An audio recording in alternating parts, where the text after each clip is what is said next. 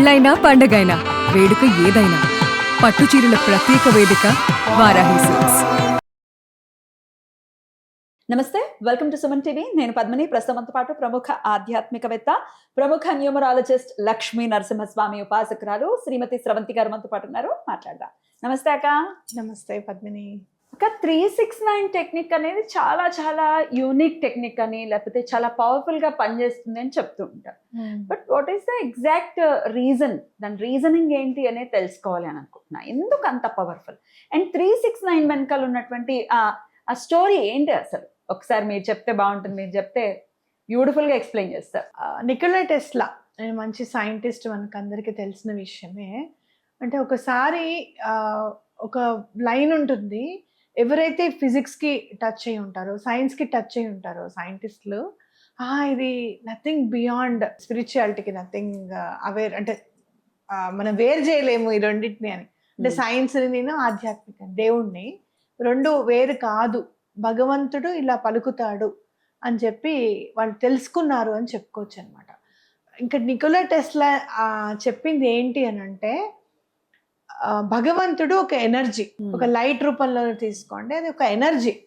ఆ ఎనర్జీ ఏంటి అని అంటే ఫ్రీక్వెన్సీస్కి టచ్ అయినప్పుడు మనకి ఆయన అందుబాటులోకి వస్తాడు అనేది ఆయన చెప్పాడు. ఫ్రీక్వెన్సీ అంటే మీరు ఈజీగా చెప్పాలి అని అంటే, మీరు ఇప్పుడు రేడియో పెట్టుకున్నారు అనుకోండి, ట్యూన్ అవుతుంది ఆ వేవ్ లెంత్కి. ఇక్కడ నుంచి ఆ వెలుతురు అనేది స్ట్రైట్ గా వెళ్తుంది అనుకో, కాస్త దాన్ని మనం టర్న్ చేసామనుకో, ఇట్లా కిందకు వచ్చి మన రూమ్ లో వెలుతురు వచ్చేటట్టుగా చూసుకుంటే రూమ్ అంతా వెలుతురు వస్తుంది.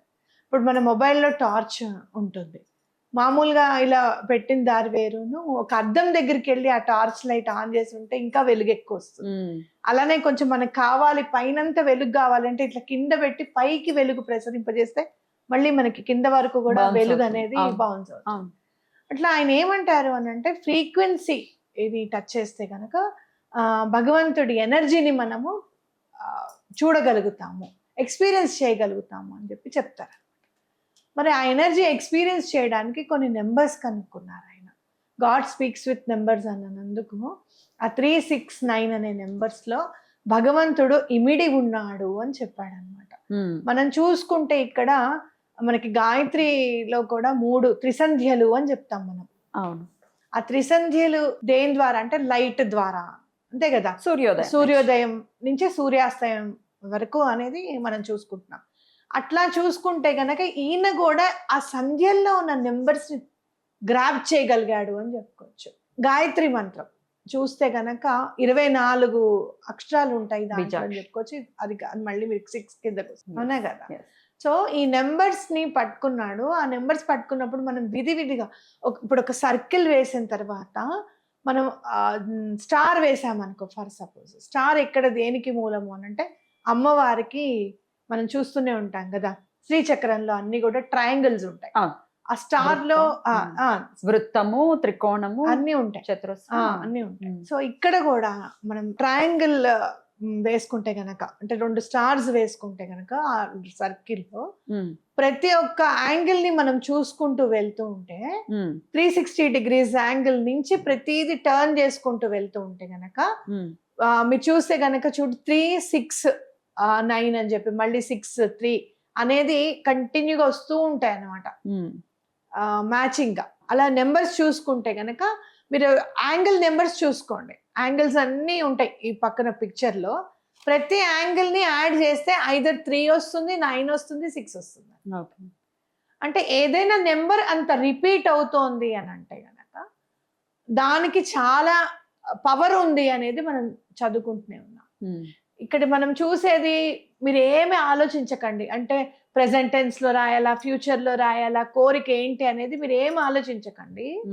జస్ట్ మీరు ఏం చేస్తారు అని అంటే, మార్నింగ్ ఐఎమ్ మనీ మ్యాగ్నెట్ అని 3 times రాయడము, మళ్ళీ I am money magnet, money comes to me అని చెప్పి రాయడం, ఐఎమ్ అట్రాక్టింగ్ మనీ అని 6 times రాసుకోవడము. అలాగే I have balance in my account అని చెప్పి మీ సబ్ కాన్షియస్ మైండ్లో ఒక అమౌంట్ పెట్టుకోండి, అది 9 times రాసేసి పడుకోండి. ఎప్పుడైతే మీరు రాసింది నమ్ముతారో అక్కడ మీకు వర్క్ కంప్లీట్ అవుతుంది అనేది గుర్తుపెట్టుకోవాలన్నమాట. అంటే రాసింది నమ్మడము అని అంటే సబ్ కాన్షియస్ మైండ్ని మీరు ఎక్స్ప్లెయిన్ చేయగలగాలి, మిమ్మల్ని మీకు ఎక్స్ప్లెయిన్ చేసుకోగలగాలి, మీరు ఎందులో నిష్ణాతులై ఉన్నారు ఏంటి అని చెప్పి తెలుసుకోగలగాలి.